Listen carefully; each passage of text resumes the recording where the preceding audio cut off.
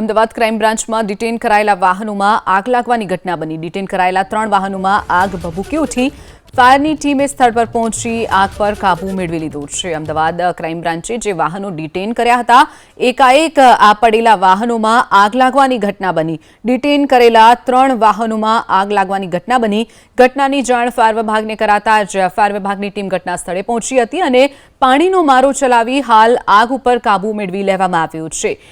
Crime બ્રાન્ચે detain કરેલા 3 વાહનોમાં લાગી હતી આગ। એસઓજી ડ્રગ્સના જથ્થા સાથે એક વ્યક્તિની ધરપકડ અમદાવાદથી કરી લીધી છે। 1.30 લાખથી વધુની કિંમતનો 13.80 ગ્રામ એમડી ડ્રગ્સનો જથ્થો પોલીસે પકડી પાડ્યો છે। એસઓજીએ જુહાપુરાના ફરહાન ઉર્ફે મીઠી પઠાણની ડ્રગ્સ સાથે ધરપકડ કરી છે। વીએસ હોસ્પિટલના પાછળના ભાગે જાહેરમાંથી તેની ધરપકડ કરી લેવામાં આવી।